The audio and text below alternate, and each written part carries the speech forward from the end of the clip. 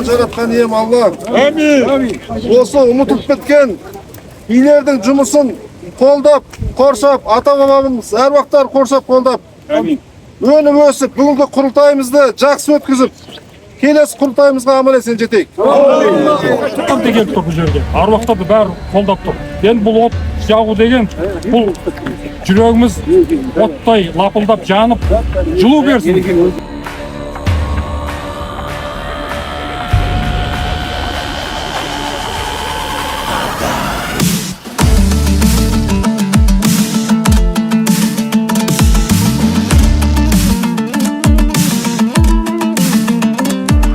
Міне бүгін екінші күн сіздердің бас қосып отырмыз.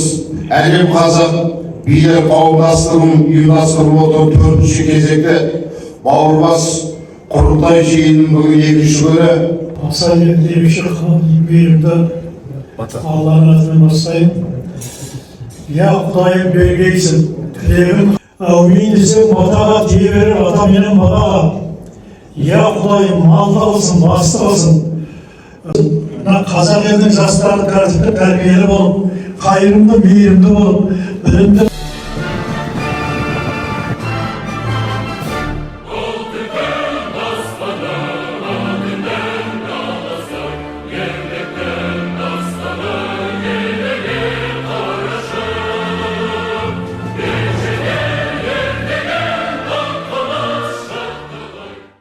Біз жылда бауырлас жиыны құрылтай билер жиналысын 17 қыркүйекте өткіземіз. 2021 жылы Ғайберген Қылышкерде өтті, екінші Ақшатырда өтті, үшіншісі 2023 жылы Өшірде өтті, Мамасайда. Енді мына төртінші жиынымызға бәріміз бас қосып отырмыз. Бәрімізге мұңалыз, осы алыстан келіп отырған бауырларымыз. Міне енді қазақ еліне билер қазір керек. Қазақ қоғамын өзгертетін билер. Сол үшін жан-жақтан біз енді бүкіл халықтың ішінен шыққан мықты азаматтардың бәрін басып осы қазақ билер ұйымын, әлем билер ұйымын қазір құрастырып, бүкіл Қазақстан бойынша жұмысымызды бастап жұмыс жасап жатырмыз. Мына енді 16 күні өздеріңіз кеше куәгер болдыңыздар. Жиделіде өтті, жиделіде бүкіл қазақтың билері жиналатын жер болады. Ол жерде билердің институты болады. Ол жерде бүкіл мықты билердің бәрі сол жерден сабақ алатын болады. Сол жерде сертификат алып, ертеңгі жұмыс жасайтын билердің бәрі сол жерден өтетін болады. Ол жерде 23 атаның таңбасы тұрады, хан тағы тұрады, Шыңғыс ханның мемориалы болады. Ол жерде гостиницалар, ресторандар, емдейтін көптеген жерлер ол жерде Болат бауырымыз бастап, сол жердің бәрі басқарып, басында Алматы қаласын бас биі болып сайландым, Алматы қаласын бас биі болып жүріп, көптеген іс-әрекеттер жасадық. Біз енді өкімет саласымен тікелей жұмыс жасауымыз керек, халықпен тікелей жұмыс жасауымыз керек. Біз қазір Алматымыз, Қазақстанымызда ұлтаралық қақтығыс болмау керек. Көптеген ұлттар тұрады, сол ұлттардың бәріміз бейбіт, бақытты өмір сүруіміз керек. Осы қазақтың билері ертеңгі сот жүйесіне араласады болып келіспек. Алла өз құжатымыз шығып жатса, қазір жылда 6 миллион іс болады екен. Оны сот жүйесінің адамдары үлгеремейді. Сол үшін осында қазақтың билері ертеңгі сот жүйесіне араласатын болсақ, ауылда, ауданда, қалада, облыста сайланған билердің бәрі біраз дау-дамайлардың бәрін сотқа жеткізбей шешіп отыратын боламыз. Ертеңгі күні мына қазақтың билері болған кезде қазақта түрмелер болмаған. Түрмелер қазір толы, сол түрменің санын азайтуымыз керек. Төбелеспаған жігіттер көп отыр. Неше түрлі кішігірім жаңа қылмыстармен толы отырған жігіттерді біз бітімгершілікке келтіріп сотқа жеткізбей, сондай бауырларымызды түрмеден жаман өмірден аман алып қалуымыз керек. Сол сияқты қазақтың билері болған кезде қазақта жетім-жесірлер болмаған. Біздің қазір аналар тобы бар, аналар тобы сол жаңағы қыздар мен әйел аналарымызбен жұмыс жасайды. Ажырап жатқан отбасыларын қосып, және де қазақтың қызы қандай болу керек екенін соны көрсету керек. Сол жаңағы біздің жеті ұйымның біреусі аналар ұйымы, сол аналар ұйымы сол қыздарымызбен жұмыс жасайтын болады. Айтады ғой, ұлттық ұлттық қызым ұлт дейді. Қазақтың ұлттың байлығы ол қыздарымыз. Қыздарымыз басқа ұлтқа күйеуге шықпас үшін қыздарымыз ертеңін тартып дұрыс жүру үшін осы біз аналар тобы сонымен айналысатын болады. Мектептен бастап. Сонымен қоса бізде қазір жеті ұйым құрып отырмыз. Жеті ұйым, бірінші ұйымымыз бізде идеология ұйымда бізде тарихшылар, ғалымдар, мықты азаматтар отырады да біз мына білім министрлігіне жаңағы келісіп, ертеңгі күні мына мектептерде студенттермен, балалармен жаңағы идеология несін жиналысын өткізіп отыратын боламыз. Қазір осы бүгін идеология ұйымын басқаратын азаматтарды біз таңдауымыз керек. Екінші аналар ұйымы бізде қыздармен жұмыс жасайтын ұйым, екінші ұйым, үшінші ұйым бізде спорт саласы, қазақтың спортын дамыту үшін. Төртінші сала бізде жаңағы қазылар тобы бізде мына немен ертеңгі сол жүйесін айналысатын болсақ, сол кезде бізге заң жағынан бізде дұрыстап жаңағы үйретіп отырады, көмектесіп отырады. Бесінші саламыз бізде жаңағы қаржыгерлер, өзіміз кәсіпкерлер бәрі бірігіп, өзіміз қаржымыз болу керек, ішінде алақан жаймауымыз керек, бүткіл жасап жатқан билердің іс-шаралардың бәрі сол жаңағы қаржыгерлер тобы бізге көмектесіп отыру керек. Сонымен бізде жаңағы зергерлер, қолөнершілер тобы болады, қолөнерші тобы болады, ол жерде бүткіл бізде қазақ әлем билер алқасы болады. Ол жерде бүткіл әлемнің біз сайлаған, әр республикадан сайлаған билеріміз ертеңгі сол бүткіл республика бойы әрқайсы мемлекетте сайлаған билер арқылы қазақтың басын біріктіретін боламыз. Сол қазақты ұйымдар, сол республика, басқа мемлекеттің билер арқылы біз ертеңгі бүткіл Туран, түркіш елдерін біріктіретінге соған жұмыс жасайтын боламыз. Ертеңгі Туран мемлекеті, Туран бірігіп жатса, ертең Қазақстаннан асқан мықты мемлекет болмайды. Ертең басқамыз көршілерімізден де қорықпаймыз, сондай батыл мемлекет боламыз. Ертеңгі Алла бұйыртып жатса, Түркістан біздің сол астанамыз болу керек, Туран одағының қазақ тілі Алла бұйыртып жатса, бүткіл әлемнің жаңағы түркі халықтарының ортақ тілі болу керек. Москваға сайлап келді. Мәскеу облысы, Москва қаласы. Енді ол жерде біз 2 күн бойы бүткіл Ресейдің спецслужбалары басып қалды, мықты беделді қазақтар бәрі басып, бұлар кімдер деп 2 күннің ішінде ол кісілерді біз кім екенімізді көрсетіп, қазақтың осындай билер бар екенін мойындатып, сол жерде Мәскеу облысының биін Мерген бауырымызды, Мәскеу облысының бас биі көп сайлап кетті. Қазіргі таңда Мерген бауырымыз көптеген шаралар жұмыстар жасап отыр. Ресейде бүткіл Мәскеу облысында болып жатқан қазақтың жиындарын бәрі сол Мерген бауырымыз өткізіп отыр. Мерген бауырымыз осы Алматы қаласына келді. Ол жерде қарсы алып бауыржан момышұлының төсбелгісін алды. Түркістанда Табай бауырымыздар жақсы қарсы алды. Астана қаласы бас биі ағаларымыз жақсы қарсы алды. Кейін ол енді өмірінде ондай әсер көрмеген екен, енді мына жерде рухат тойға сондай өте үлкен сондай неге кетті. Ертеңгі осы рухмен бар Ресейдің қазақтарын басып біріктіремін деп ант беріп кетті. Содан кейін енді көптеген қазір бүткіл облыстарда біз билер сайладық. Әр облыстарда қазір 3 облыс қалды. 3 облыстардың қазір билерін сайлауымыз керек. Би сайлаған кезде біз ұйымдастырушы бас билер сайлаймыз. Ұйымдастырушы бас би барады, ол жерде өзінің қасына мықты беделді азаматтарды жинайды. Сөйтіп үкімет саласының азаматтарымен танысып, үкімет саласымен халықпен бірге ортада болған мәселені шешіп отыратын боламыз. Біз қазіргі таңда мынандай ұйым құрдық. Қазір 17 облыс, 3 қала Алматы, Қапшағай, Алматы, Шымкент, Астана қаласының билерімен 17 облыс 20, жаңағы бас би 20 адам, үлкен тобымыз бар, қазақ бас билер тобы. Ол жерде бүткіл Қазақстанда болып жатқан жаңағы билерге қатысты алатын болсын басқа да үлкен мәселелер, сол бас билер тобында біз сол жерде талқылаймыз, 3 күн талқылаймыз. Содан жаңағы әр облыстан шығып жатқан мықты аға билеріміз бар. Аға билерімізбен жаңағы біз бірігіп отырып, көптеген мәселелерді сөйлеп талқылаймыз аға билерімізбен. Ол мәселеге де дұрыс шешім шығарса, басқа облыстарға таратып, осылай жүруге жаңағы біз реттейміз. Сосын жаңағы біз үлкен тобымыз бар, әлем билер тобы, бүткіл Қазақстанның азаматтары отыр. Ол жерде біздің мақсатымыз қазір бүткіл Қазақстанның мықтыларын жинап, бір мақсатта бір тірлік жасасақ, сол кезде үлкен нәтиже болады. Сөйтіп жаңа қазір район, аудан билерін жаңағы сайлаумен жаңағы жұмысты жасап жатырмыз. Енді көптеген шаралар жасалып жатыр. Біздің әр облыстың бас билері мықты өте жақсы жұмыс жасап жатыр. Енді өзім көңілім толады, бір жылдың ішінде біраз нәтиже жасадық. Ең бірінші мақсатымыз біз қазақтың бөлініп жатқан қазір билер топтары көп, сол қазақтың бөлініп жатқан билердің басын біріктіріп, бір мақсатта бірге жұмыс жасау. Осы мемлекетімізде, осы біздің қазақ елімізді жақсы жолға түсіретін осы қазақтың билер екеніне көзім жетіп отыр. Сол үшін біз жиделде бүткіл осы әлем билерінің азаматтары біз жаратушы Аллаға, ата-бабамыз әруақтарына біз ант бердік, халық үшін қызмет жасаймыз деп. Әрқашанда сол антымызда тұрамыз. Бүткіл Қазақстан бойы қазір мына жерде мықты ағаларымыз, аталарымыз жиналып жатыр. Қазақ біріксе қазақты алатын күш жоқ. Әрқашанда оны айтамын. Біздің ұранымыз әр қазағым жалғыз, әр қазағым бауырым. Күнделікті жаңағы осы өзімнің бейін жұмысымен мына статистиканы қарасам, күнде 10 сағат басқа топ отырады. Алматы тобы ашып қойған, ол жерде жаңағы ішкі саясат сыйлау структураның адам азаматтар отыр, алматыда болып жатқан мәселелердің бәрін жерде тікелей шешіп отырмыз. Осы жарты жылдың ішінде 3 ұлтаралық тақырып шештім. Ол жерде жаңағы kurттың баласы қазақтың баласын ұрып қойып, ана жерде үлкен дау-дамай болып, жаңа жерде полициялар қоршап, үйлерін жаңағы өртейтін сондай kurттармен ұлтаралық тақырып кетті. Ол жерде жаңағы жігіттермен сөйлесіп отырып, жаңағы Мәскеу облысының бас меморизм болған, бірге барып, жаңа жерде халыққа видео жіберіп, үйленген көрінім болды. Көптеген азаматтар, мықты азаматтар хабарласты, ол жерде жағдайын бәрін түсіндіріп, жаңағы kurттың азаматы өз жазасын алып, ол жерде жаңағы мәселені шештік. Одан кейін жаңағы 15 жастағы ұйғыр мен қазақтың баласы төбелесіп, ана жерде ұйғырдың баласы таяқ жықпағаннан кейін 30 шақты жігіт алып келіп, үйдің бәрін төңкеріп кетіп, жаңағы баласын ұрып. Соның шешесі хабарласқаннан кейін өкімет саласының азаматтарына хабарласып отырып, әрқайсысы өз жазасын алып, жаңағы дұрыс жағынан шешті мәселе. Ұлтаралық тақырыпқа жібермеді. Және де осы жақтарында өздеріңіз көрдіңіздер, мына Адем торговыйдан жаңағы сауда үйінде ол жерде жаңағы Жан Ахмадиев бауырымыздың жаңағы бір видео шығып кетіп, ұлтаралық тақырыпқа кете сақтады.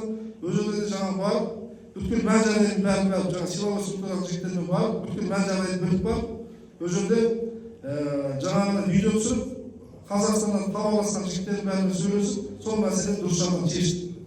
Оның арқасында көптеген ол жерде адам өртенетін болса, қарапайым халықтың, қазақтың заттар өртенеді, қарапайым халық сотталады, көптеген дұрыс емес әрекеттер болар еді. Соны алдына шешіп отқан осы билердің жұмысы. Қырғыздағы өздеріңіз білесіздер, ана бір дау-дамай шығып кетті, қырғыздың балалары бар, нелердің бәрін индус пен пакистанецтер дұрыс тастады. Ол ертең ол миллиардтаған индус пен пакистанец, ол әлем бойы бар, 3 миллион қырғыз бауырларымыз не үшін жүргеніміз оларға тиісетін болады. Сол үшін біз ондай заттардың бәрін сондайға жеткізбей, осы билердің жұмысы сол. Сондай ұлтаралық тақырыпты бәріміз бірге шешіп отыруымыз керек. Дау-дамай шешіп отыруымыз керек. Билдің жұмысы сол. Енді біз көптеген жұмыстарымызбен айтсам сағатта тоқтамай айта береміз, сол үшін мына жерде елдің халықтың уақытын үнемдейін деп мен енді көп нәрсе жерде Бекжан Сәрсенұлы деген бауырымыз келіп отыр, Қоңырат елі бас биінің бірінші орынбасары дейді. Bir ауыз құттықтауға. Қазақтың билері мен 31 ата Қоңыраттың Төгей биінің бірінші орынбасары болдым. Алаңға Чингисханның медалін тапсырғым бар.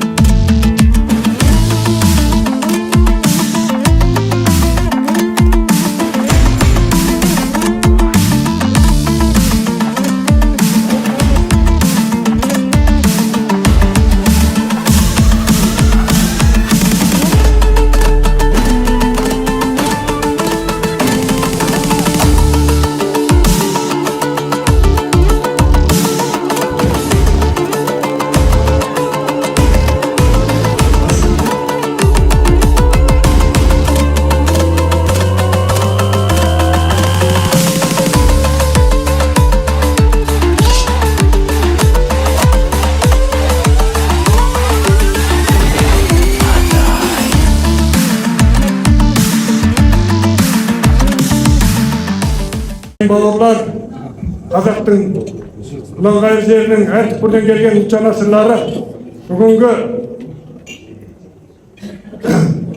тарихи оқиға ел үшін, халық үшін, еліміздің бірлігі үшін ұйымдастырылып жатқан мынау үлкен мәдени іс-шара бауырлас қазақ әлем билерінің бауырлас құрылтай жиынымен шын жүректен құттықтаймын.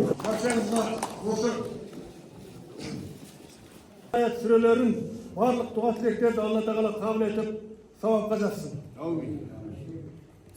Bizlerden Assalamu alaikum. Аталы сөзге тоқтаған, баталы сөзбен көшпеген диктаторлар. Ақтөбе облысының бір жылда атқарған осы жұмысынан есеп беріп береді. Енді біздер 2022 жылы күзде осы WhatsApp арқылы естігеміз. Бақытжанға мыңдарға алғыс жасаған сол тәжірибемен бәрін бөлісіп, жаңа айтқандай идеология бөлімін құрдық, спорт бөлімін құрдық, қаржылар бөлімін құрдық, қаржыгерлер бөлімін құрдық. Қаржыгерлер біздің осы жолымызды бәрін ақшасын тауып беріп жүрген сол жаңағы куәлікке, мөрге ақша тауып беріп жүрген сол қаржыгерлеріміз, меценаттарымыз. Соның ішінде мынау Қуаныш Тұрғанбайұлы бүкіл көп немізді осы қойыстырып қойшы. Осы кезеңде облыс әкіміне кірді, 8 адам аудандық бар, сол үлкен ақсақалдар бәрі кіріп, осында кетіп бара жатқанымызды түсіндіріп айтты, қағаз жүзінде жазып берді. Ертең Ақтөбе осы Балуан шешімнен келгеннен кейін облыс бойынша жиналыс өткізіп, Ақтөбе облысы бас биін сайлау керек деп айтты. Үміткерлер тіркелді. Ол кісі жаңағы қазір сіздерде де бар шығар, облыс әкімінің жанында идеология бөлімі ашылды. Айтқанда 5-ші орынбасары осы қазақ ұлттық құндылықтары бойынша идеология бөлімі ашылды. Құрылды ғой. Соған жүктеді. Осы ақылдасып бір күнді белгілеп, үлкен жаңағындай құрылтай өткізіп, Ақтөбе облысы бас биін сайлайды. Енді Алла қаласа бүгін өліп қалып тұрды. Мысалы, тәртіп тұрмай. Бірақ мына пакқа арнада жұмыс жасау керек. Солай болу керек. Әйтпесе менен де бір адамнан қалған ұрымыз сол. Бұны бәріміз бірігіп жасадық. Сондықтан деген сол жағын кішкене ойланған дұрыс. Бұл шаруада бірінші ниет дұрыс болу керек. Адам ниет дұрыс болу керек. Екінші тәртіп болу керек. Тәртіп деген мына құжат. Бұл құжаттан ауытқымау керек. Бәріміз ақылдасып қабылдаған құжат. Одан кейін қаржы керек болса жаңа меценаттармен дос болу керек. Оған бару керек, түсіндіріп айту керек. Сосын міне көрмейсіз ғой. Бірге еріп келді. Өмір деген айтқанда сол мына жаңағы осы қазақтың ұлттық құндылықтарымен бабалар өсиетін танып жүрген азаматтарға кітап шығарған. Сол кітабымды Ермек мырзаға табыс етуге рұқсат етіңіздер.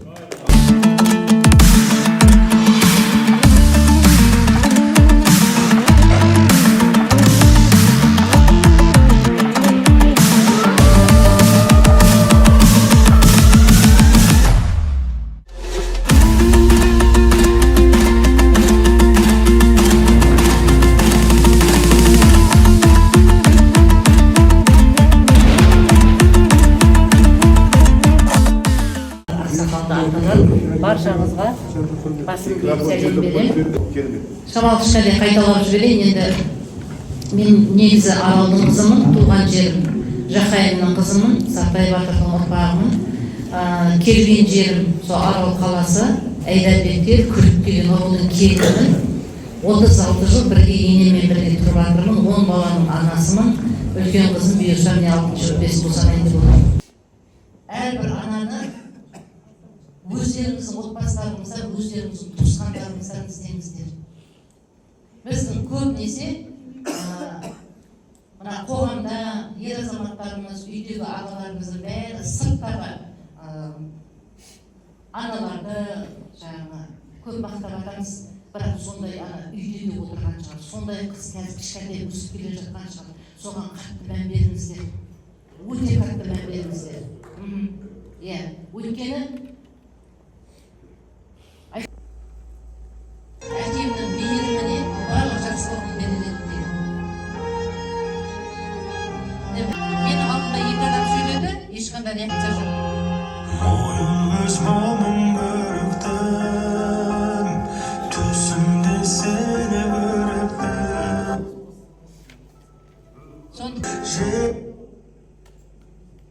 Жақсы болсыңыз. Мына жерде мен айтып кетейін, әке деген кезде былай түсіндіріңіздер. Біздің қазір қыздарымыз үйде отырып баға ашылмай жатыр ғой. Үйде 10 босағада отырып баға ашылмай жатыр. Өйткені әкесі жұмыстан келгенде алдынан шықпайды. Әкесінің нәскиін жуып бермейді. Әкесі кішкентай әнжерге қисайған кезде әкешім көйлегінің жағасы кір болып қалған екен, жуып берейінші деп, әкенің шын ішіндегі ниетіндегі жан дүниесіндегі батасын алып жатқан жоқ. Әкенің батасы ішінде тұрады, естеріңізде болсын. Атам қазақ айтып кеткен, әкенің суық қабағында мейірім бар деп. Біздің аналарымыз соны білмейді. Өзінің күйеуін, өзінің кәдімгідей қасындағы ер азаматын қалай болса солай боқтайтын әйелдер бар. Көрдіңіз ба? Ал бұл жерде атам қазақ айтады, ей қызым, ойлан дейді.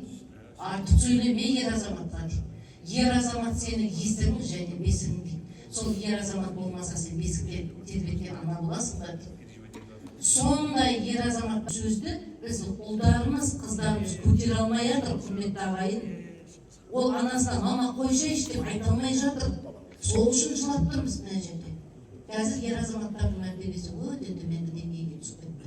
Сондықтан біздің жұмысымыз мектепте, үйде ең бірінші әкенің мәртебесі орнына қайтарып беруіміз керек. Оны алып тастауға болмайды. Соған мен күш салып жүрмін. Керемет. Ақсақалдар, менің ат жөнім Бекбосын Нұрмахан, Шымкент қаласының бас биімін. Мынау жаңа кішкене өтініш жасаған едім, бір жол жүріп бара жатқан едім, мына сіздерге бір ауыз тілектерімді айтып кетейін деп. Мынау Құда қаласа мынау бас қосып жатқандарымыз құтты болсын. Мынау Абай атам айтады ғой, жаңа бас басына би болған өңкей қиқым деп. Сондай бас басымызға би болмайық. Құда қаласа осындай бірлігіміз жарасқан, тірлігіміз тасыған осындай жақсы би болайық. Біз мынау Шымкент қаласынан айтпағым 8 жаңағы не келіп отырмыз, адам келіп отырмыз, оның 5-еуі дауыс беруге түседі. Солай емес пе? Әр облыстан, әр мегаполистан елмек ауданға дауыс береміз. Мынау осындай міне 20 облысымыз бар, 3 мегаполисіміз бар. Солардың өңкей игі жақсылары, не деген ағаларымыз сөйлеп жатыр. Не деген атбилеріміз сөйлеп жатыр. Рахмет, қазақтың қамын ойлаған билерімізге. Бұдан да жиындарымыз күшейе берсін. Болса, менің ұсынысты қабылдайсыздар ма? Ат жөнім Қанапиев, Ерған. Осы билер алқасының желісіне жаңа жылдан бастап кіріп, осы сіздер көтеріп жатқан іс-шараларға араласып, өзіміздің пікірімізді білдіріп жатырмыз. Қаншама жаңағы пікір алмасу мәселелеріне де бел шешіп араласқан кезеңдеріміз болды. Енді оның сыртында осы жұмысты жүргізіп отырған азаматтардың уақыты келгеніз. Алқа билердің республикалық деңгейдегі осы көктемде алғанада Бишімбайдың сотын білесіздер. Сол істерде төрелік жасау қадамдары биліктің де халықтың да бұл үрдіске оң көзқарас қалыптастырып келе жатқандығын көрсетеді. Көзі ашық, көкірегі ояу, бей-жай өмір сүрмейтін әрбір саналы ұлт өкілі елең етіп қолдау көрсетуде. Қазіргі қоғам тіршілігіне билер институты ауадай қажеттілігі айқындалып отыр.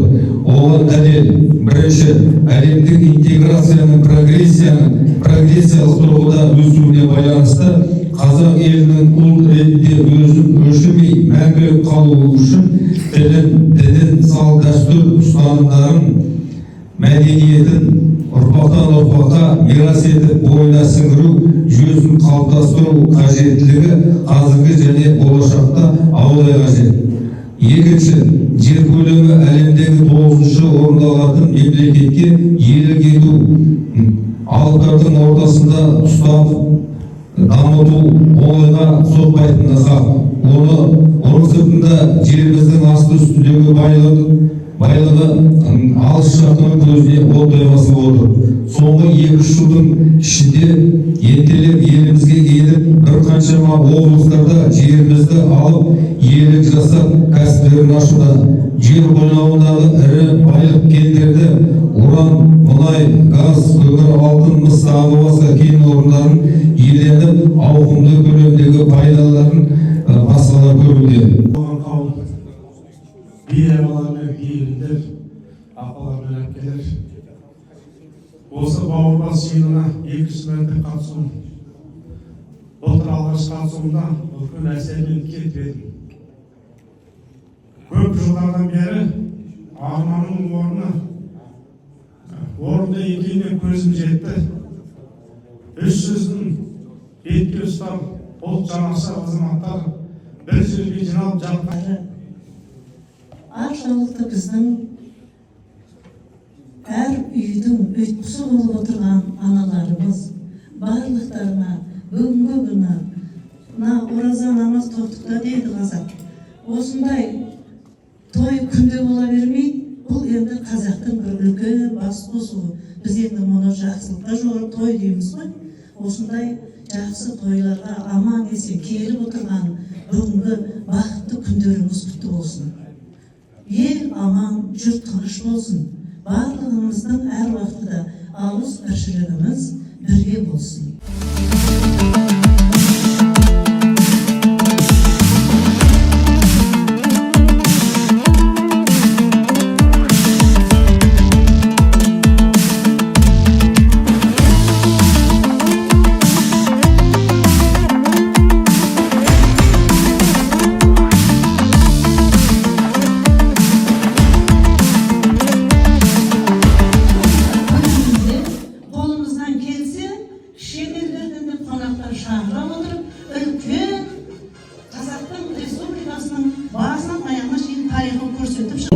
Қиын замандарда ел бастайтын көсем де, мынау қалың елдің ішінде сөз бастайтын отауыз орақты шешен де сол ел ауылдан ертең шығады. Міне мына сондай ұлдарымыздың біреуі мына Ермек бауыры мынау Астана қаласы, содан кейін мына Ақбұла облысының билері өзіміз кеңесіп мына дауысты сізге береміз деп шештік. Содан кейін мына басқа облыстарға да мен сонда үндеу тастайын. Мына Ермек бауырымызды қолдап осының әлем қазақ билерінің бас биылып Ермек Алматы сайлауға. Сондай менің бәрімізге өтініш. Саликалық сөз салттық алған әсіреті бар, илахи әмин. Бүгінгі жиналыста айтып қазір мен жалғыз қысқа айтып өтейін. Алдымен анау біздің бір жасаған ертеңден таусылмайса болады деп біздің негіз билік істеген жұмыстары қазір қаншамыз бар, көп жұмыстар. Үлкен сондай бір неменен пікірменен ауылымызға қайтарында отырмыз. Тамаша өтіп жатыр. Ең айта кететін нәрсе кешегі жиделдегі болған рәсім. Бұл біздің тарихи тамырымызға қайта оралудың үлкен концепциясын көрдім мен сол жерде. Ал енді сол концепциямен елге айтып барамын. Біздің ауылда, біздің Маңғыстауда, біздің елдің тарихи тамырымызға оралатын концепция біздің Отбасылау тарихи мәдени этно кешені деген бар. Сол тарихи мәдени этно кешенінде 8 ас бас қосып жыл сайын мереке өткізеді бүкіл республикада. Келесі жылы Отбасылау республикалық неге жаңағы статусқа ие болуға дайындалып жатырмыз. Оның үстіне түрік әлемінің мәдени астанасы ретінде жыл болатын болды келесі жылы.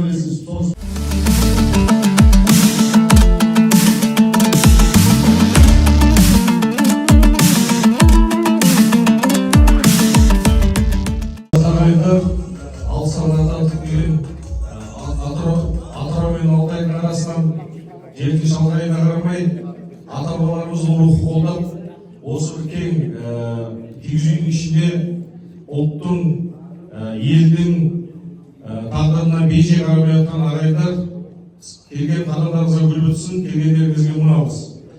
Енді мен тарихшы ретінде сіздерге билердің тарихтағы орны және билер қандай болу деген нәрсені бес-ақ сөзбен айтып берейін, уақыттарыңызды алмаймын.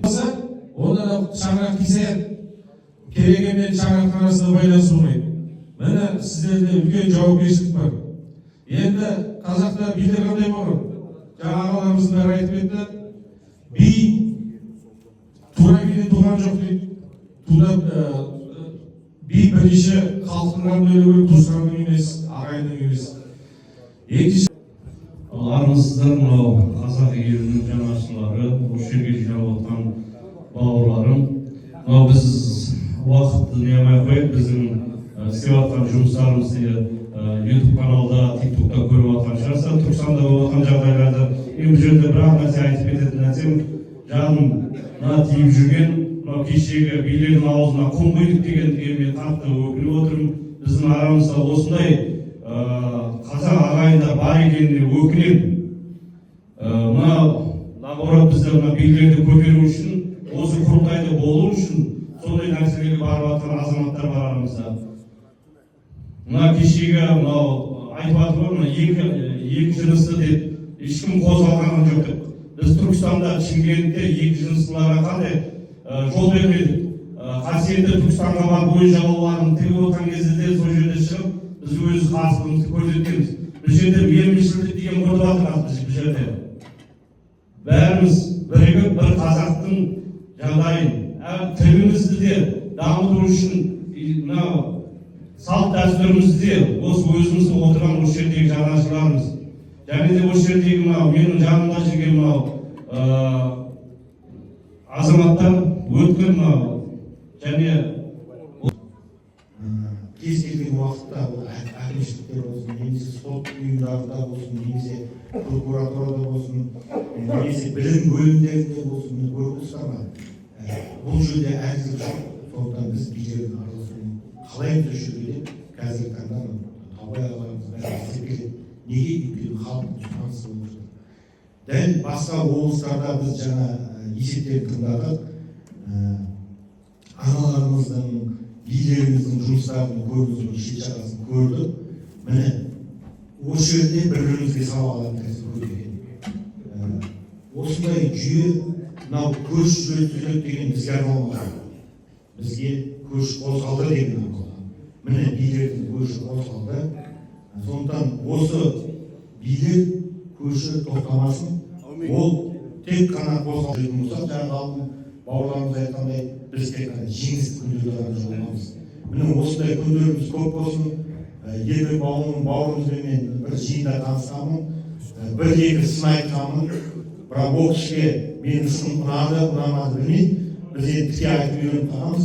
Бірақ ол кісінің мен ырза болғаным, мен айтқан сынға иықта неған жоқ, ешқандай ренжіген де жоқ. Қайта сендей азамат, сендей тұлға біздің қатарымызда болу керек деп.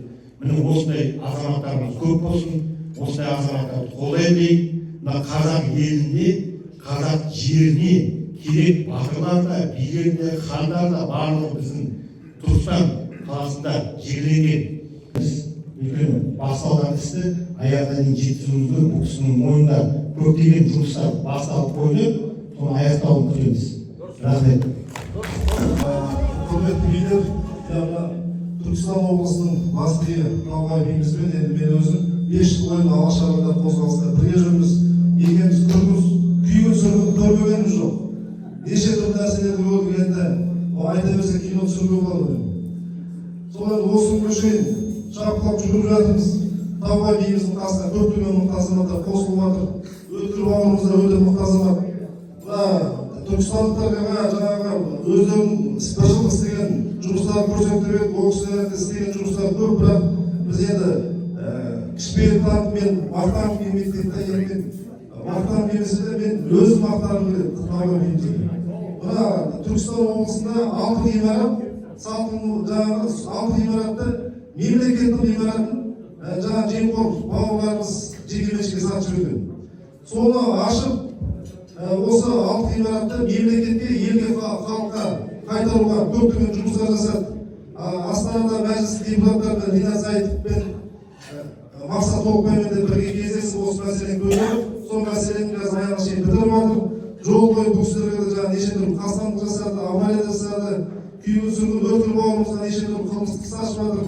Енді көрмегендер жоқ. Біз енді осы белсенді болғаннан кейін, қазақтың белсенділері болғаннан кейін таяқтың көкесін біз жеп жүрміз. Елдің алдында жүрген кейін біздің Маңғыстаулық батыр бауырларымыз бар, жаңаөзендіктер әрқашанда олар топтың басын ең бірінші басында жүреді. Өздеріңізге ұнаған сарай бауырларымызға да ешнәрседен қорықпай тек қана алға Қыдырақ қосылды арамызға үзілмеген өмірлік жалғасы бар дейді. Ал енді міне ескінің көмескілердің мағлығын ақтарып бүгінгі таңда міне азамат жігіттер басы бірге осы жерде бір шаңырақтың астында 300-дің баласы, және де айта кететін болсақ ұлы жүзде 12 таңба, орта жүзде 6 таңбадан, кіші жүзде 25 таңба бол. Сол 42 таңбалы ақсақалдардың, шалдардың балдары, ақсақалдардың балдары осы жерде бүгін бас қосып отырмыз. Кереметтей тамаша бір көңіл күйдеміз. Еңбек алған бауырымның айта алмай жатқан әңгімелерін мен айтып кететін болсам, осыдан 6-7 жыл бұрын Алаш Армандар деген үлкен бір чат болған WhatsApp-тан. Жаңаөзен қаласының белсендісі, жасым 44 жаста, Нұрбек Алмазаров деген азаматтың міне осы ермекті жеке өзінің елге деген, қазаққа деген, біздің ұлтқа деген махаббатын, сүйіспеншілігін түсінгеннен кейін бүгінгі таңда жас болсам да ағаларыма келіп осы жерге келіп отырмын. Міне мынандай жерге ұрылары, жемқорлар келе алмайды ағайындар. Тек қана отанын сүйетін, елінің ертеңін ойлайтын азаматтар ғана жиналады. Алла сіздерге әрқашанда қуат берсін ағайындар.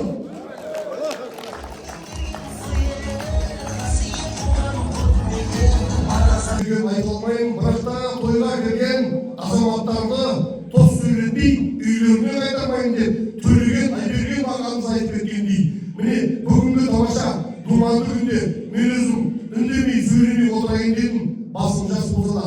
Бірақ Ермек ағамның жаңағы көңіл күйін өздеріңіз көрдіңіздер, ол жігіттің жүрегі елдеп соғып тұрғаннан кейін дәл осындай тос берілген кезде айтатын сөз таппай қалды деп айтуға болады. Бұл жігіт сөз таппайды емес, 24 сағаттап 7 күн аптасына сөйлей білетін азамат. Дегенмен де осындай киелі шаңырақтың астына 300-дің ұрпақтары жиналып отырған екенбіз. Бүгінгі ертеңгі күнге деген әрқайсымыздың да ниеттеріміз бен жүректеріміз ақ болсын деген біледі ағайындар.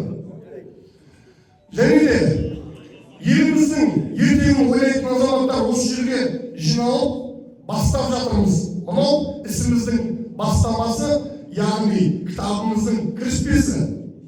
Ал бұдан кейін келесі кездесулерде мен ойлаймын, өзімнің құрбыларымды, менен де жас, ертеңгі күнгі қазақтың жағдайын ойлайтын 300-дің басын біріктіріп, ауыз біршікте ұстай білетін азаматтар біздің ортамызға келеді деп мен нақ сенемін.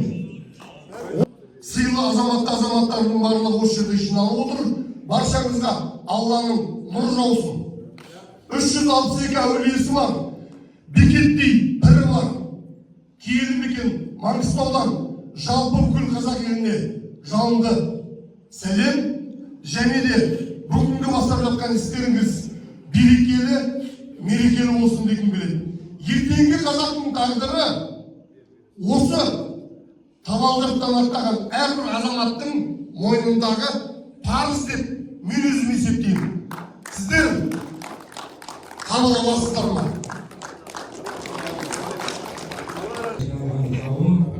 Бас биіміз Ермек алған, би ағаларымыз және де ағаларымыз. Мынау тезірек сөз алғанымыз, елдің бәрі қарны ашты ма, жан-жағына тамақ дегеннен кейін ақпалды ма, оны көргенімізге қуаныштымын. Мен орынбасар болып жатырмын. Жасым 54 жаста, Жамбыл облысы Жуалы ауданында тұрғанмын. Қазіргі ұйымдастырушы Жамбыл облысының бас биі. Енді менің айтайын дегеніміз, жас кезімізден өз мамандығым негізі теміржолшы. Жас кезімізден теміржолды бітіріп алғаннан кейін бірақ кәсіпте бизнес саласына кетіп қалдым. Бизнес саласында жүріп, қай жерге барсаң да қазақтың балалары поляда жұмыс жасап жүр. Жақсы, нақты кәсіпті істеп жатқан қазақтар аз болды. Соларды көріп өзім ойладым, ойпырмай, неге осы қазақтың мәртебесі түсіп кеткен бе? Жағдайы жоқ па? Қолын қысқа болып кеткен бе? Не болып кетті? Солымыз барлығымыз қосылып, неге осыны бір ұйымдастырмаймыз деп. Сөйтіп жүріп, ауыл шаруашылығына қарай бардым жұмысында. 1 килограмм чесноктан 8 гектар чеснокқа шықты. Кәсіпті көтеру мақсатында. Себебі халыққа бір нәрсе кәсіп айту үшін сен алдымен өзің басыңнан өткізген керек. Мен анау қарапайым қазақты көріп, соларды неге біз кәсіп үйретпейміз, неге жоғарыдан көрмейміз деген жүрегімде бір не бар. Сол бизнес саласында жүріп, кәсіп несінде жүріп, ауылдың округіміздің қауымдастықтың төрағасы болып жасадым.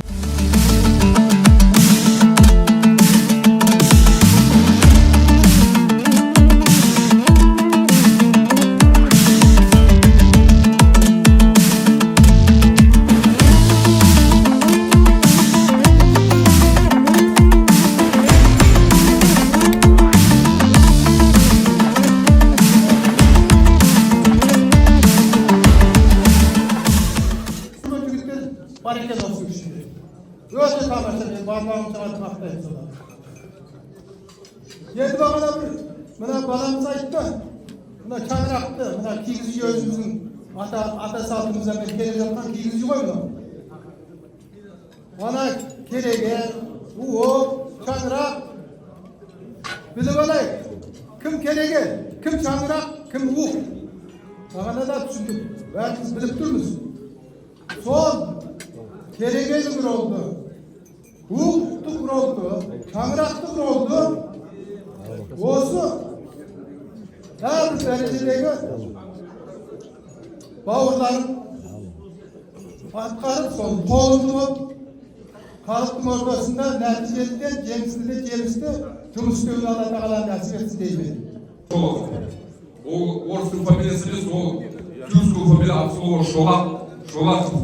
Оны мен тарих бойынша қарап, қандай шығып жатқан. Сосын орыстың сөзі айтады, брат дейді. Ты мой братан, брат дейді. Ол түрік халқының сөзі, атасы бір деген сөз. Бір атадан туып отыр. Мысалы, бір жаққа барсақ, соның семьясы өткен атаршайы болса, бір жерде кездесіп қалса айтады, анау бұл жақта қайдан жүр? Сен оны қайдан білесің? Оның атасы бір емес пе? Бір адам туып. Мысалы, бұлай қараған кезінде, қаншама мен тексермен жасаған кезінде, орыс мектебін біткесін, орыс тілінен жағдайын еткесін, мен өзімше қанша түрік халқының сөзін соға кіріп отыр. Олар, мысалы, орыстар қазақша сөйлеуге мүмкіндік бар. Негізі Билер, баянда bir şeyden beri yaxşı olmadı. Zaman Ол дайында болмады. ben de sen şurada yaptın. Sana surayı var. Surayı çözüm olsa. Tünca olup geliriz, ay sılaşır aslan, tüvimizdir yolunda, ölçüsümün aslan, baracaktan kım. Nasip etsin, yerimiz aman, jurtumuz tыныш болсын, көріп қызық қуанышымыз көп болсын. Осы отырған баршамызға Алланың берген жасын жасап, 80-90 жүздің ең биік шыңына шығып, жұмақтың төрінен орын алуға Алла нәсіп етсін. Немере шөбере сүйіп, шөпшектің арақандан май жалауға Алла нәсіп етсін. Аман болайық, бар болайық, бай қуатты болайық, еліміз аман, жұртымыз тыныш болсын.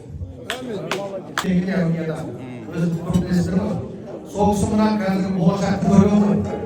Сонда бір кісі мына сыйлап беріп тұрған оятып жүрген сол кезде қап мені бекер ояттыңдар. Мына ұрпағым өзін құртады екен, мен ар жағын көре алмай қалдым. Біз қазақ халқы осы уақытта өмір сүріп жатырмыз. Ертең осы ұлттық күрестерге нәтижелі болмаса, біз ұлт ретінде құримыз. Мына әлемде мына сыған деген ұлт бар ғой. Оның бір газеті де жоқ, телевизия жоқ, радиосы түгі жоқ. Бірақ ол барлық жерде жүргенде де Қарақолы тапсырар, туралықты атталар, тура биде туған жоқ деп қазақ мақталар. Би басқарған дәуірдің халқы бар сөзге тоқталар, қазақта болған қазбек би, сыры бар сырлы ақтарар. Әруақ жебек бабаның жаратқаны хақ болар, 14 жаста елші боп, елеулі жұмыс атқарар. Даналығын баланың тәукіған естіп қош болар, әйтеке би, төле би, қазбек бимен дос болар. Жеті жарғыны жасақтап, қазақы билер тап солар. Қайыршысы жоқ қазақта, қараша үйі бақ болар. Жетімнің сипап басынан қатарына сап болар.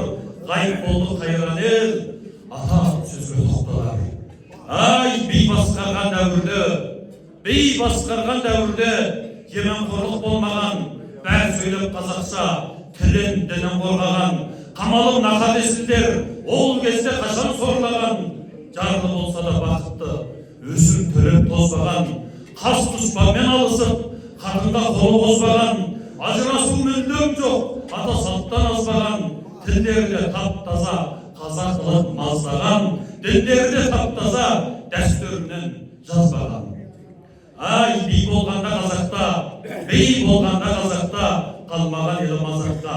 Шүндірдемей жатты де сөйлеуі бәрі қазақша, қыздары қысқа кимеген, үкілі кәмшат жарасса, қара орамал жамылмай, сүрмеген өмір арақша, тектілік десең сол кезде, кім жетуші қазаққа?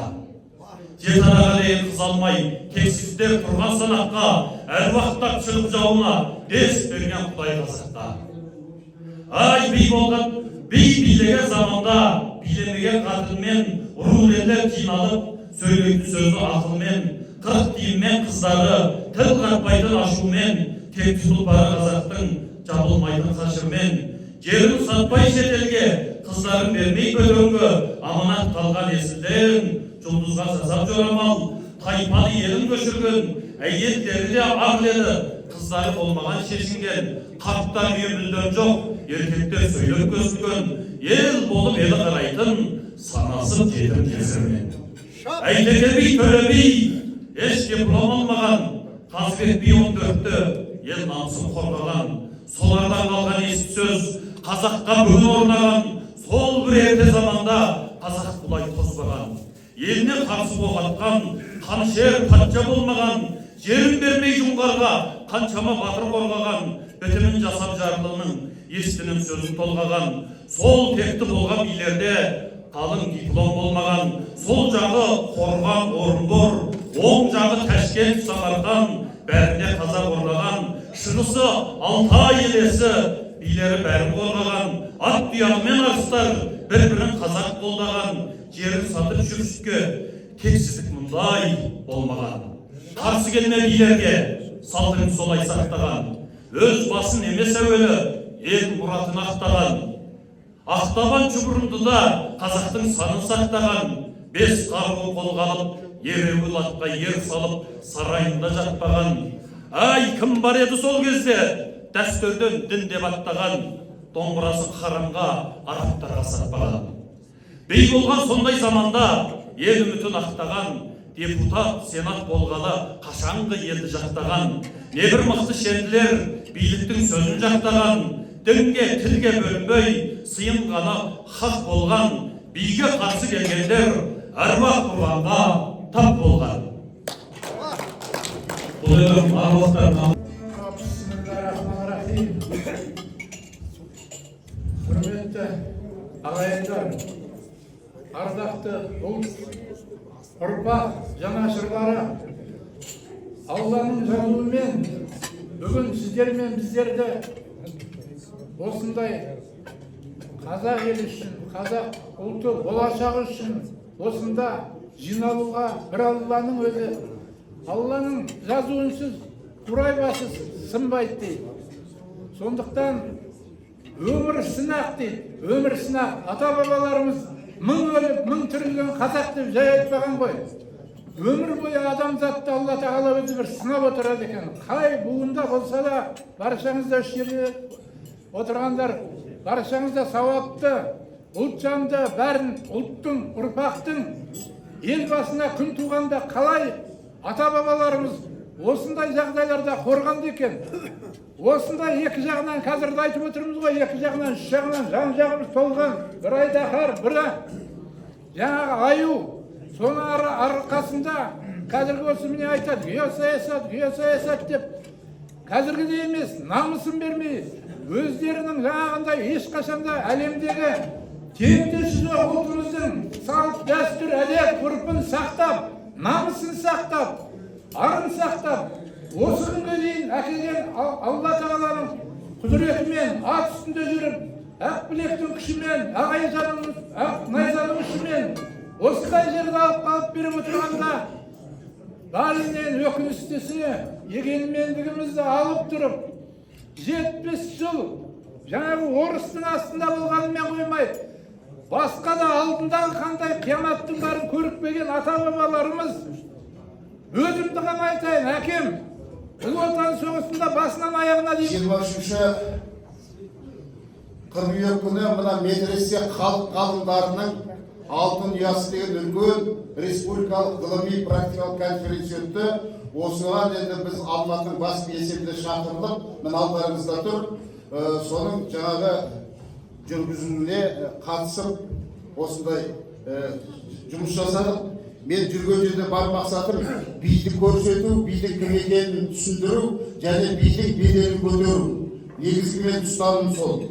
24 қыркүйек Талғар ауданы Панфилов ауылдық округінде мынандай Қазақстан мейірімділіктің мекені деген мәдени іс-шараға қатыстық. 1 қараша Алматы құрылыс техникумында студенттермен кездесіп көрсете берсін. Мынау жаңағы сол медресе тез өткізе беріңдер, уақыт жоқ. Өнеген 6 қараша Райымбек ауданы бас би Ермек бауырымыз бар. Берген Сұпатаев сияқты қол күрестің чемпионы Дезу Қажымұқан мен Балуашолақ бабаларымыздың ізбасары, бірнеше дүркін әлем чемпионы Тимур Сұпатаев пен бәріміз қосылып сол кешенің ашылуына барып, сол жерде би сайлап, Райымбек ауданы бойынша ауданның әкімі, облыстың әкімшіліктерімен сол жерде бас құрап, осы бидің ел туралы, бидің жаңадан құрылып жатқан алдағы істеген жұмыстар туралы таныстырдық. 9 қараша Алматы қаласы Абай атындағы ұлттық педагогикалық университеті, мына алдарыңызда тұр слайдта, сонда республикалық Ділмәр шешендік өнерді дамыту клубы бас демеуші Атамұра корпорациясы би шешен жас балалардың қалай жаңағы қысқа нұсқа дәмді мәнді сөйлеуді үйрету, біздің жарқын сәлем деген менің бір бауырым бар шегім. Бұл өте ұлағат ұстаз, әрі 5 жыл болды осы қазақтың мына би шешендері қандай ұстаным ұстанған, қалай сөйлеген, сөзді қалай бастаған, қалай тиянақтаған, соның тәртібін, талабын үйретіп жүрген. 29 қарашада онда айтпай, еңбекші қазақ ауданы Ақши ауылы мектебінің шақыруыменен оқушылар, ұстаз, ата-ана тұрғындарменен ұлттық тәрбиеміздің өзі отбасында басталатын туралы бірінші видеоны жіберіңдерші, Асқар. Қайырлы күн болған, таң болған, енді мынау қайырлы кеш болып отыр. Айтады ғой, қазақтарда 30 күн ойын, 40 күн тойын деп. Мынау бүгінгі шараларымыз кешеден басталған жалғасын тауып жатыр. Сондықтан өте маңызды іс-шара деп мен өзім ойлап отырмын, санап отырмын. Бұрын енді шеттей, бұлай сырттай білетінмін. Ал енді осы жолы мынау Ерекең бауырымыздың арқасында осыған өздерінің ортасында келіп, осылай қатысып отырған жайым бар. Сондықтан мынау бастама істеріміз енді болашағы мол, өйткені берер ұрпаққа, келер ұрпаққа үлкен бұл іс-шараның басы деп ойлаймын. Өйткені бұл жаңалық емес, бұл біздің салт дәстүрімізден келе жатқан, бабаларымыздан келе жатқан аманат деп мен түсінемін. Сол аманатты сіздер арқалап жүрген азаматсыздар. Сондықтан әрбір істеріңізге Алла берекесін берсін.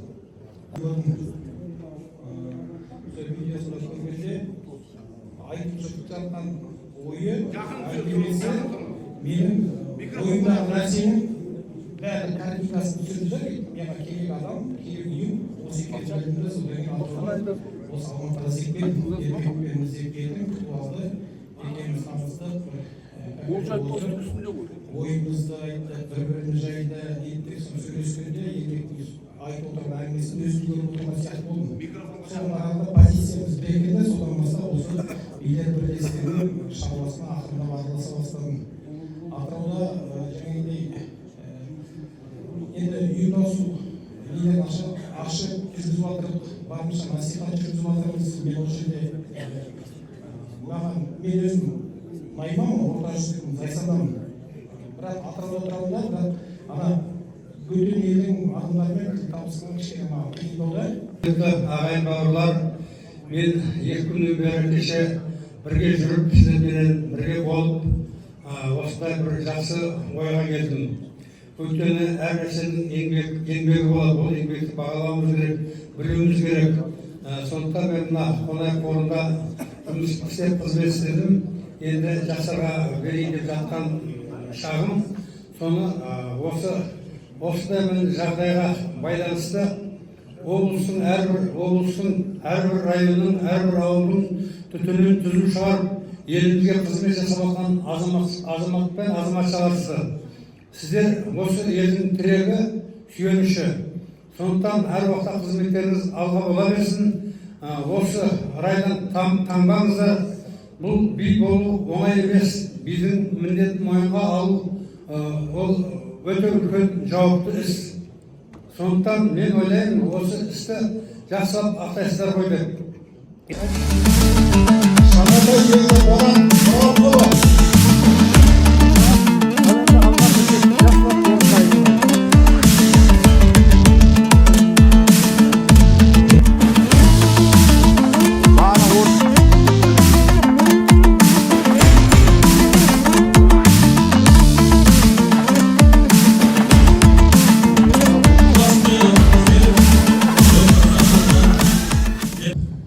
Біз өзіміз былай қарап кезінде біраз жұмыстар жүргізіп жатыр. Қазір біз айтып отырмыз, биді көтермелі жасамдық деген сияқты. Осылай сүйіп қорғадымыз, есікті ашып жатырмыз деп. Бір жылдың ішінде біраз жұмыс істеліп қалды. Маған келіп осы үшін шығарда көктемде келген кезінде айтты, сен осында жүргізесің бе деп, осы кім ағай Астанадағы би. Су өзім ауырып қалғасын, операция болғасын мен істей алмадым. Бірақ осы көктемнен бері бермен қарай неткен кезінде мынау осы келесі жылда 110 жылдық болады тіршілік өмірге. Соған мен біраз акиматқа барып, қалаға әкімдігіне, Қостанай облысының акиматына, сосын Тобыл қалаға, Лисакун қалаға, Рудный қалаға барып, сөйлесіп сол көше беруге. Біз кіммен қан ұрысының жеріне келгенсін. Онда үлкен екіге, үшке бөлінген жәнегі акимат пен халықтың арасындағы неше түрлі іріткілер жүріп жатыр. Сондықтан соның ішінде әр адамдар өзін өзі сайлайын деп, ертсағаға осындай өзінің аты жөнін айтып, ішінде бірнеше бөлікке неткен екен, ол адамдар жәнегі акимат пен екі ортадағы халықтың арасында іріткі салатын адамдар. Осы, оны айта кетейін дегенім, мына ауылдан бастау керек. Ауылдың өзінде бірнешеге бөлініп кеткен ауылдар көбінесе. Жаңа сүйегін ит құс жемеу керек. Сіз атап тұрсыз ғой құрбанға. Сондықтан бұрында қарасаңыз, сақтардың қазір ашылып жатыр ғой археологиялық жаңағы. Хандар қайтыс болса, өзінің жаңағы аттарын бірге жерледі. Жаңағы жылқылардың сүйектерімен көрмесі. Оның атақ жерлерімен жерледі. Ал енді құрбанға шалғаннан кейін, оны жай ғана тастамай, терісін, сүйегін, жаңағы соңғы барып, басын, сенен айрықша оны ақ матаға орағаны, ол қосымша құрмет көрсеткен. Ол жаңағы біреулер бар әлгі, өзінің тіпті бір қазақтың билерінде, батырларында болған оқиға, біреудің керемет аты қайтыс болған, баласы жоқ екен. Аты қайтыс болған, сөйтсе атын жаңағы сыртын жаңағы арулап, ақ жаңағы неге орап, ақыретке орап, сөйтіп жерлетіпті. Сендер маған көңіл айтып келіңдер депті. Менің атым осындай өлді, мен ең жақсы көретін атым деп, қазақтың бір атына құрмет көрсеткен сондай жағдайда болған тарихта.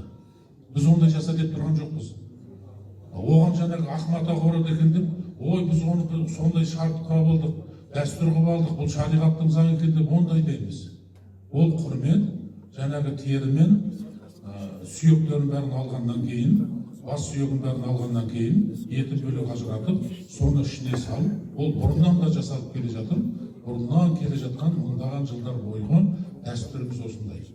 Ал енді біреу қолынан келсе, онан сайын құрмет көрсетіп, ей Алла, мынау ақ ниетпен, ақ көңілмен сенің жолыңды арнаған құрбаным, осыны қабыл ал, осы үлкен-үлкенді сумен, желмен, отпен, топырақпен болатын апаттан сақта, адамдардың бір-біріне деген мейірімін арттыр. Бұл ақбоз ат, ақбоз түйе, ақсарбас қойдың құрбанға шалынуымен 11 түрлі қасиет келеді Алладан. Алланың сәкен нұры төгіледі сол жерге, жақсылығы түседі. Қайырлы түн, құрметті білдер. Енді біздің бауырмаши құрылтайымыз аяғына жақындап келе. Біз енді жылда солай шешкенбіз, жылда 17 қыркүйекте бас би сайлау болады, және де бір жылдық істеген жұмысына өзіне жөтті.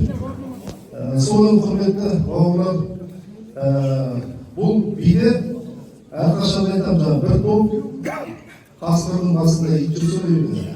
біраз уақыттан кейін жаңағы қасқырлар иттей болады дейді. Бір иттің басында қасқыр жүрсе, біраз уақыттан кейін иттер қасқырлай болады дейді. Сол үшін әр топтың мықты азамат басқару керек. Мына енді өзім би болып істегенімді не түсіндім. Осы бір жылдың ішінде мен енді шынын айтсам бір 5-10 жыл карьераны шығардым. Көптеген салқындық көрдім, 200-лік көрдім. Енді біраз қиыншылықтар көрдім.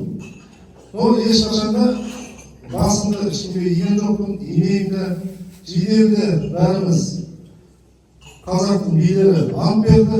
Ол жерде бір жаратушы Аллаға, бір ата-бабамның әруақтарына халыққа қызмет жасайын деп ант бердім. Сол антында тұрамын. Өз жерде ант бергенмін, сол антында тұрамын. Айтады ғой, үлкен жетістікке жету үшін 3 нәрседен қорықпау керек дейді. Ол бірінші өлімнен дейді. Алла берген өмірін қалған уақытында алады. Сен диванда жатып өлесің ба, халық үшін өлесің ба, екі бөлек нәрсе. Екінші қорқыныш дейді. Ол билік, байлық, отбасын содан айырылып қалған қорқыныш екен. Оны да Құдай береді, қалаған уақытында алады. Үшінші қорқыныш ел не айтады деген қорқыныш. Сол 3 нәрседен қорықпасаң, үлкен биік шыңға жетесің. Сол енді сол 3 нәрсенің бәріне мен басымды өлімге тігіп, осы жұмысқа кірістім. Әр күнімді сол күн сияқты өмір сүремін. Мен қалай өмір сүремін? Ертеңгі күні бір жаратушы Алланың алдына барамын. Ертеңгі күні ата-бабалардың әруақтарының алдына барған кезде ұялмай тұруым керек. Не істеймін деген кезде мен ұялмай айта аламын. Қолымнан келгенше құмырсқа сияқты еңбек жасадым. Қолымнан келгенше. Сол үшін әр қазақ солай өмір сүру керек деп ойлаймын. Мына билер жаңадан құрылып жатқан ұйым, жаңадан қайта басып жатқан ұйым. Сол үшін осы бидің мәртебесі үшін, билер үшін енді жанын беріп, төбелесетін жерде төбелесіп, айғайласып, ұрсатын жерде ұрысып, әйтеуір осы күнге шейін мәртебесін көтеріп ұстап келатырмыз. Осы бір жыл би сайланғаннан кейін көптеген мына қоғам белсенділері мен алашағындарын басқарып жүрген көптеген мықты азаматтар біздің қосыла бастады. Басында билерді өте қиқым-сиқым тойда жүріп жалған киіп алатын азаматтар деп ойладым. Ал енді мен сайланғаннан кейін көптеген мықты азаматтар бірігіп, қазіргі кезде Алматыда мұнда бір сансыз шүкір мықты азаматтар қазір қолымызда отыр.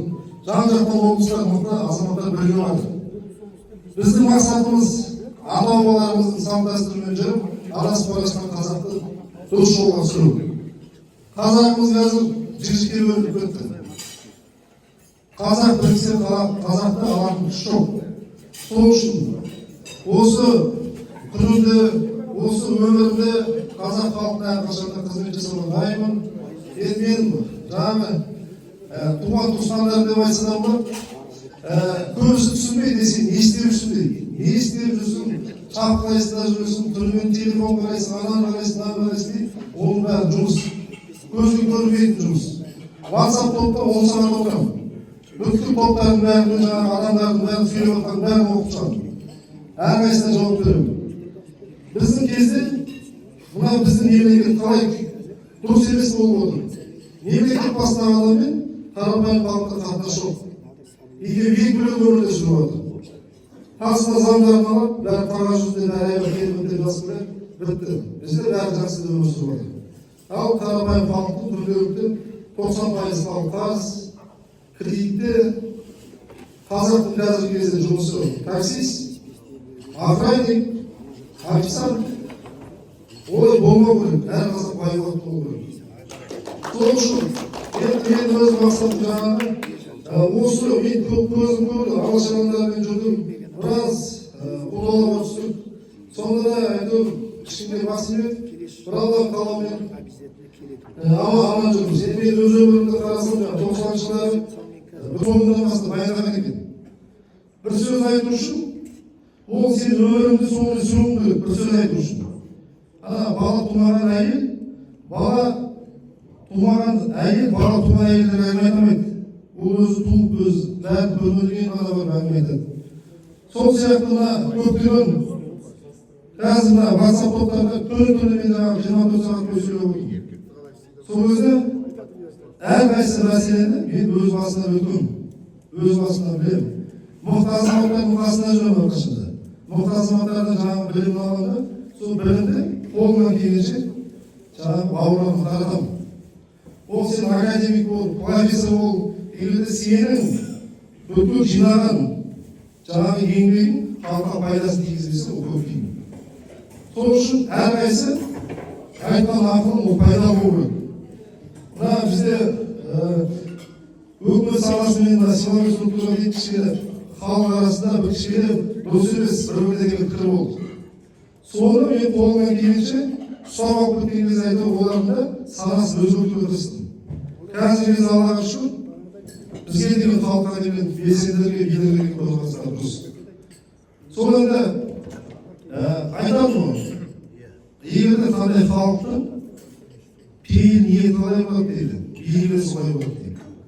Біздің қазіргі кезде халықтың пейілі қарым деңгейде тұр. Қарым деңгейден аспай тұр. Сол қарым деңгейден аспағаннан кейін біздің билік те сондай болып тұр.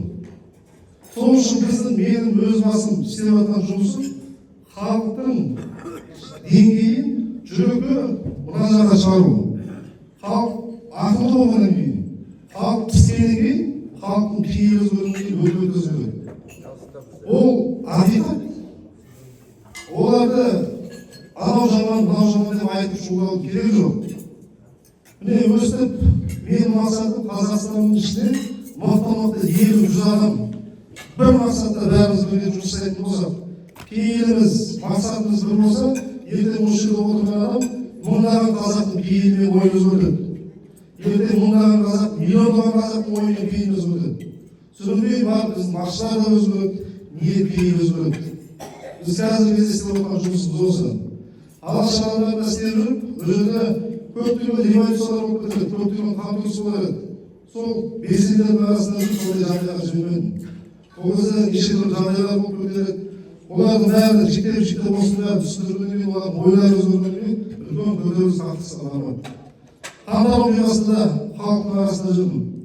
Почтада жүріп, көптеген үйлерді, мәшіне, ғимараттарды өртетпей жүрдім. Халықтың ойын айтып, почта бар бұл жерде, көптеген ғимараттарды алып қап, жаңағы атап келгеннен бүткіл халық қайтап жүргізіп көп, мыңдаған қазақ аман қалды. Мына жаңағы бауырларымыз да бар. Жан-жаққа бүткіл Қазақстанға хабарлап, бүткіл жаңағы қазақтың аман қалуына сол кезде септік тигіздік. Одан кейін де өкімет саласының азаматтары үйренген. Мына халықтың арасында қалып жатқан көп естейміз деп. Ертең халық көтерілетін болса, ертең жаман жағдайға барамыз деп. Сол кезде ғана мен жігіттерге айттым, бауырларым дедім, 95% біз бейбіт түрде шықтық. Террористерді таптым десем, майсектен іздеңдер, бүткіл жерді баратын сешкендер. Ал енді сендер естеңдер, көптеген қазір қырылып қалды. Көптеген қайсы болып кетті, 10 шақты мың бұлаған берді. 3 талап бар, 3 талап болмаса халық басылдырмыз. Ешқандай көтерілмейді, шуламайды. Сол кезде қойған талаптарым 13 ақпанда қантаршылардың қырқы болады. Соңында 10 шақты мың түрмеде отырған қазағымды жібересіздер босқасында. Екінші талап өлген қазақтар бар, сол қазақтарға халық қойған ақша төлесіздер. Бәріне, туған туысқандарына. Үшінші талап магазин толған қазақтар болса дәлелдесіздер, мойындап бересіздер.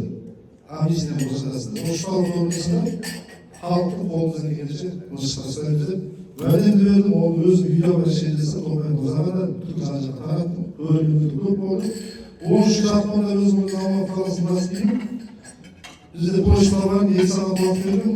Сол кезде президент мырза мешіттер бар, құрбан шалып, өлгендерге құран бағыштап, сол күні көптеген қазақтар түрмеден босады. Бірінші талап орындалды. Екінші талап халық қордан көптеген өлген азаматтарға ақшасы берілді. Үшінші талап көптеген жаңағы қылмыс магазин толғандарға, оларға амнистиямен қантаршыларға екінші күндерінде осы адамды уәде беріп, ол уәдесінде тұрды. Сол енді ол бейінді жұмысы, қомақты жұмыс. Сот жүйесінің психологтарымен сөйлескен кезде сіздің үндеуіңізді тыңдап, бізге айтты осындай көптеген адамдарды босатқан кезде біз сол жерде босатып, оның үшін шығардық деді. Сол жерде көптеген жаңағы белсенділер шулап ойлап жаңа жерде қалаймыз деген кезде өзімді Алматының бас киімінде барып таныстырдым да ішкі саясаттың басында біреусін қаламайсыздар мен үш жылы бәрін алып кетемін деп сөз бердім де бүкіл Алматының жаңағы почта столовый тұрған сол жерге апарып ол жерде тамақтарын алып беріп өзімді қоршап қалмаймыз деген кезде полиция жаңағы қызметкерлерімен өзім таныстырдым да ешкімді қаматпай сол жерде қамайды деген жігіттерді ОМОНның ортасына алып үш жыл алып кеттім. Сөйтіп екі жиын қаңтаршылардың жаңағы екінші жиында жаңағы қала жерде де өзім Алматы бас екенін хабарласып ішкі саясаттың басына айтып болғанымызға хабарласып мына жерде ешкім қалмаңыздар ешкім тиіспеңіздер деп өзім бәрін реттейді деп бізге сөз беріп одан кейін бүкіл ана жерде тұрған белсенділерге айттым таратыңыздар сөйтіп қамайды деген жігіттерді алып кеттім. Сөйтіп екі рет белсенділер қамауға жаңағы атсалыстым. Соның осында көптің ұлтаралық тартысының 90-шы жылы шешіп бердім. Сол ұлтаралық тартыс шешімнің арқасында көптің азаматтар аман қалды. Мен алда қойған жоспарларым біз қазақтың басын біріктірдік. Қазақ кім? Қазақ қасқыр. Қасқыр типес оқы. Қазақтың мықтылары кім? Қазақтың мықтылары арлан. Ал бүткіл үш жыл отырған әр топты басқарып отырған арлан қасқырларды біріктіріп ұстайтын кім? Ол арлан қасқыр. Сол үшін бұл жерде жай азамат арлан қасқырларды байлап ұстай алмайды. Қазақстан бойы мықты елім жерім деген жігіттер арлан жігіттер отыр. Егер де бұл азаматтар мені мойындамаса, ешқашан жүріп келмесек те мен тыңдамас едім. Сол үшін ақиқаттың артында құдай бар дейік. Әрқашан ақиқатты айтып, кім болса да ақиқатты айтамын. Өлтірсем де ақиқатты айтып едім. Сол үшін жаңағы біз енді 7 ұйым құрдық дедік қой жаңағы басында. 7 ұйым құрдық. Сол 7 ұйымға басшылар сайлауымыз керек. Егер де мен алға бердім. Айтады ғой, мен алдыңғы сайлауда да мен бас би болдым деп біреусін айтқан жоқпын. Біреудің маған бас би сайлады деп біреуін айтқан жоқпын. Бірақ Алланың қалауымен мен болып кеттім. Бұл жолда ешкім айтпай мен бас би сайлады деп. Ол Алла Тағала кімді қалайды, бабаларымыз кімді қалайды, сол ғана болады. Болды. Мына елде отырған халықтың бәрі тек қана жұмысында қалайды. Біздің қазір билер құрып жатқан ғимараттың фундаментін біз мықты қазақпен жасауымыз керек. Фундаменті мықты болса мықты ғимарат тұрады. Сол үшін біздің тобымызға біз ешқашанда 200 азаматтарды біз кіргізбейміз. 200-лер өзі кетіп қалып біздің тобымызға кірмейді. Сатындар біздің тобымызға кірмейді. Неге десе олардың арты ашық қалады біздің арамызда. Сол үшін біз бүкіл Қазақстан бойы мықты азаматтарды біріктіріп жинаумен жолдым. Құжаттарымыз алға беріп рәсімделетін болса, бізге қосылатын өте мықты азаматтар өте көп. Жаңағы 7 ұйымды алға өтіп тұрып, қазір енді заңдасып құжаттарымызды алып аяқтасақ, қазір бүкіл Қазақстан бойы билерді сайлап, өкімет саласымен жаңағы сот жүйесін алмасамыз. Ол сот жүйесін алмасақ, біз үлкен қазақ қоғамында толып жатқан түрмелерді босатамыз. Ертеңгі түрмелерді жігіттерді сөйлесіп, олар ойынды өтеміз. Қаншама қазақтар түрмеде отыр. Олар өз қылмыс әлемінде тұратын өте қатыгез заңдармен тұрады. Бір кішкентай ғана қылмыс жасап барған адам, ол бүткіл тағдыры бұзылады. Ешқандай жұмысқа бермейді, бүткіл бір әулеттің жаңағы тағдыры бұзылады. Сол біз бір адам деген болса, құтқарып алып қалатын болса, ертең бүткіл Қазақстаннан аман қаламыз. Бір қазақты аман алып қалсаң, бүткіл адамзатты аман алып қалғанмен бірдей дейді. Карантин дезинфекция кезінде шулаттым, бүткіл Қазақстан бойы шулаттым. Сол кезде боз бие сойғам, осы ниетті сақтасын жаратушы емағалар деп ата-бабаларымыз әруақтарына баршылар боз бие сойды. Сөйтіп жүріп дезинфекцияны тоқтаттық, өлімді тоқтаттық. Шулап жүріп жаңағы вакцинасы балаларға 4 миллион вакцина құю керек. 4 миллион вакцина құйса біраз балаларымыз вакцина береді. Көп сөйлемей-ақ қойын. Бәрі бір Алланың қалауы. Бабаларымыз қолдаса, сіздер қолдасаңыздар, мен жұмыс жасауға дайынмын. Енді фундаменттік тек қана мықты азаматтар құру керек. Халықты артынан ертіп жүретін, халық артынан еретін, халық мойындайтын би керек. Сондай билердің артынан ғана ертеңгі қоғам өзі қоғам билермен сыйлап, билермен санасатын болады. Сол үшін бұл жерде мықтының мықтысы бізде қойды. Рахмет. Ал енді қазір мына екі бидің мына Асатаяқ кім? Ассалаумағалейкум еңсаслар. Мен Артжан Нұрлан Есенғазы, Ақтөбе облысының бас биімін.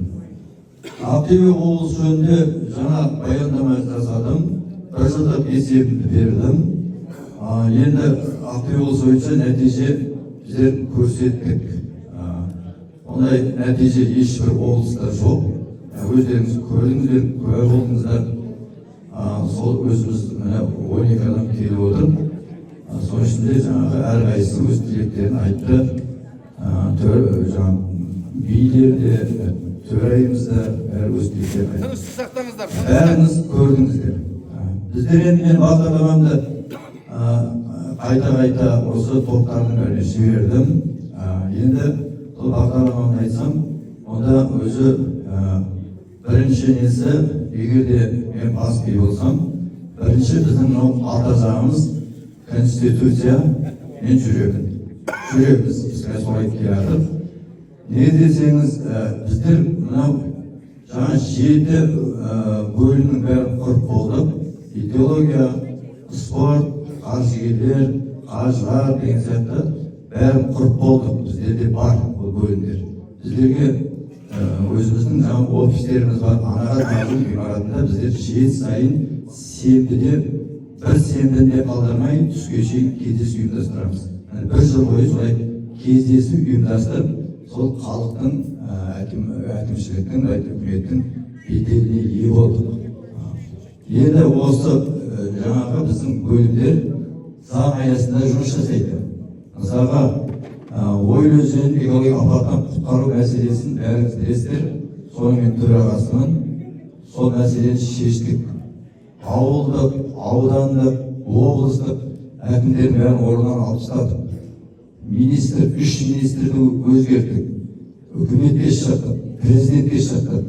Айтқанда біздер Ойыл өзенін 60, Ойыл өзен жоғары жағынан 60 бөгетті бұзып, 5 аудан азаматтары біріккен қоғам белсенділері Ойыл өзенін орнына келтірдік.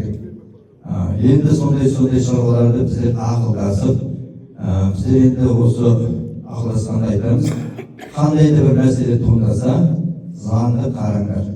Жаңа айтқандай, қаржылар бөлімінде, бұрында сотта, полицияда, әскери, мынау жаңағы прокуратурада жұмыс істеген ақсақалдардан құрылған бөлім, олар заңдылықтарын айтады. Сол заң бойынша, мысалы, Ойыл өзенін айтсам, су кодексі, экология кодекс, әкімшілік кодекстерінде сол біздің өзіміз заңгерлеріміз түсіндіріп, сол бойынша біздер талап етіп, айтқанда үкіметке өз талабымызды орындаттық. Алдында мен баяндама айттым, соттың төрағасымен біздер жаңағы кіріп, танысып, осы құрылтайдан кейін болатын жиналысқа олар қатысады. Жоғары соттың адамдарын шақырғанымыз.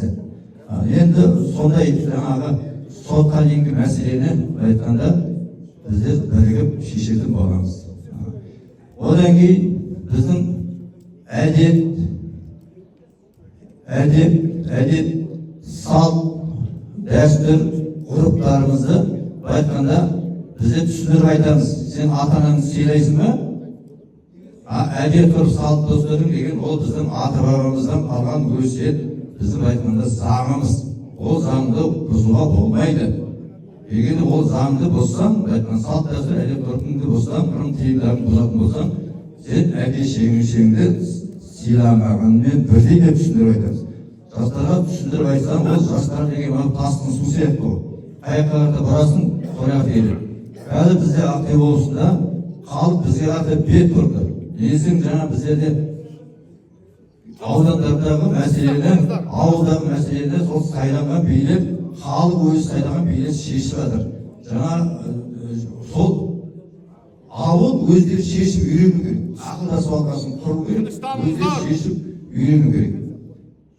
Одан кейін енді қазақта тіл деген бар. Тіл дегені жаңағы қазақ тілінің мынау әліпбиі, әдебиеті, соны бала меңгеру керек.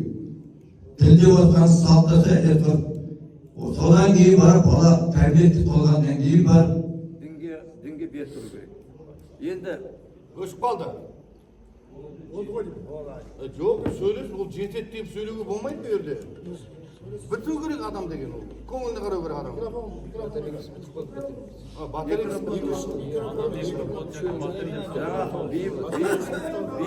бейбіт замандасымыз сөйлегенде мысалға оның сөзіне 100% біздер қосыла алмаймыз.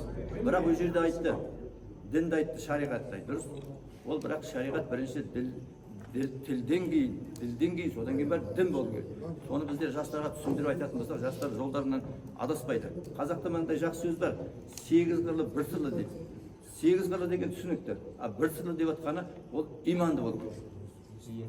Онсыз ол 8 қырлы болғаны ол халыққа қарсы жұмыс жасайды.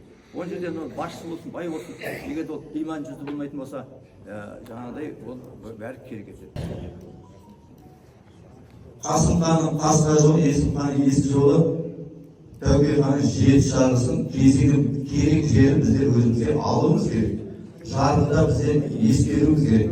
Жарғыда біздің жарғымызда жазылған. Bir жылға сайған керек. Біздер куәліктердің бәрі ертең 18-іне бұлар куәліктегі несі уақыты бітеді. Жаңа сайланған билердің бәрі жұмыс бойынша есеп беріп болды. Оны біздер өзімен бірге түскен бауыры Ақтөбе облысының бас биі бірінші орынбасар болып өзі құттықтады. Бұндай бісміллә. Ал енді кім Батыс Қазақстан облысының бас биі, Батыс Қазақстан Ақтөбе қаласының бас биі Нұрлан ағамызға деген адамдар қолдарыңыз көтеріңіз.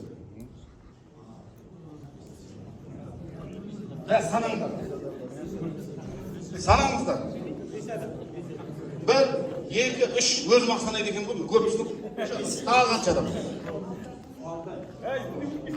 Қолдарыңыз көтеріңіздер. Кім? Нұрлан Ақтөбе облыс қаласының бас биі облысының. Бізден болат дегенге қол көтеріңіздер. Мінекей 1, 2, 3, 4, 5 адам. Екінші, қазіргі қазақ елінің бас биі өзін қайта ұсынып жатыр. Бұл жарғыда бар. Өзімізді ойдан шығарып жатқан жоқпыз. Осы алған еліме қайтадан орнына болсын деген адамдар қол көтеріңіздер. Ең көп тұста бұл қанша қол көтеріңіздер? Санаңдар енді. Санаңдар болады. Санаңдар. Санап жатыр.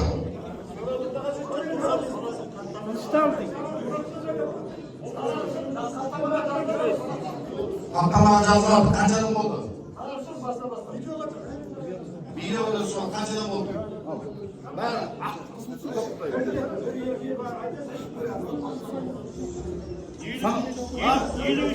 бәрі 53, соның ішінде 48-і ермек алғанға.